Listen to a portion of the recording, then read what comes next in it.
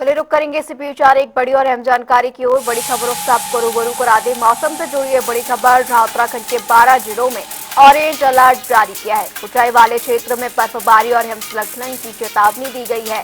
वहीं डीजीआईआर के पूर्वानुमान के बाद सभी जिलों को अलर्ट जारी कर दिया गया है। यह अहम जानकारी। उत्तरकाशी, चमोली और रुद्रप्रयाग में ऑरेंज अलर्ट जारी किया है। हिमस्खलन का खतरा भी है और सीमित आवागमन की सलाह दी गई है। मौसम से जुड़ी अहम जानकारी, जहां पिथौरागढ़ में येलो अलर्ट जारी किया गया है, वहीं छोटे हिमस्खलन की यहां संभावना जताई गई है।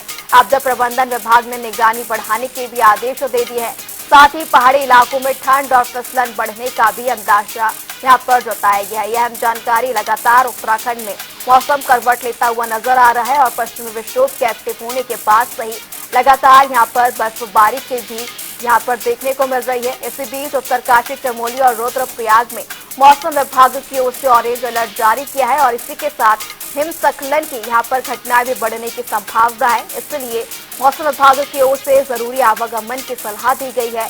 इसी के साथ बात करें तो आपदा प्रबंधन विभाग ने निगरानी बढ़ाने के निर्देश दिए हैं। इसी खबर पर ज्यादा जानकारी के लिए हमारे साथ हमारे संवाददाता देहरादून से यशराज आनंद हमारे साथ जुड़ चुके हैं। यशराज, किस तरीके की स्थिति देखने को मिल रही है? उत्तराखंड में ऑरेंज अलर्ट कई जिलों के लिए मौसम विभाग की ओर से दिया गया है। किस तरह का मौसम फिलहाल वहां? जी बिल्कुल, मैं बताना चाह रहा हूँ कि उत्तराखंड में मौसम विभाग के द्वारा ऑरेंज अलर्ट जारी किया गया है, क्योंकि सबसे बड़ी बात यह है कि उत्तराखंड में लगातार बारिश और बर्फबारी का दौर जारी है। वहीं उत्तराखंड में इस बारिश की यदि बात करें तो बारिश ना होने के कारण यहाँ पर काफी परेशानियों का सामना करना पड़ रहा था, क्योंकि बारिश ना होने की वजह से पहाड़ों पर और मैदानी क्षेत्रों में सूखे ठंड भी देखने को मिल रहे थे। वहीं बारिश होने के बाद सबसे बड़ी बात है कि सूखी ठंड से लोगों को राहत मिल रही है और लोगों में सब बड़ी बात है कि खुशी और उल्लास इस बात की है कि पहाड़ी क्षेत्रों में यदि बात करें, मसूरी की बात करें, नैनीताल की बात करें, कुमाऊं की बात करें, पौड़ी की बात करें, केदारनाथ, पिथौरागढ़ की बात करें, तो चारों जगह बर्फबारी देखने को मिल रहा है। यदि ऊंचाई के क्षेत्रों में बात करें तो काफी ज्यादा बर्फबारी देखने को मिल रहा है।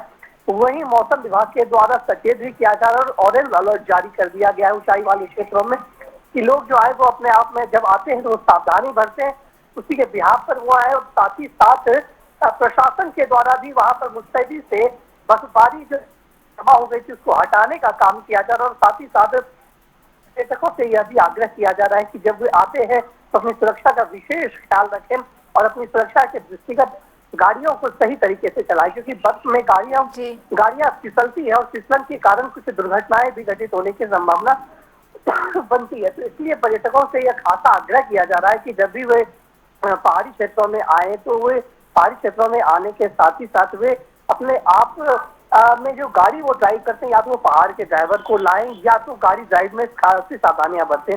और वहीं पर पर्यटकों में भी के भी चेहरे पर खासा उत्साह देखने को मिल रहा है, क्योंकि काफी लंबे समय के बाद, काफी इंतजार के बाद ये बर्फबारी देखने को मिल रहा है। और इस बर्फबारी का आनंद यहाँ पर्यटक दिख रहे हैं।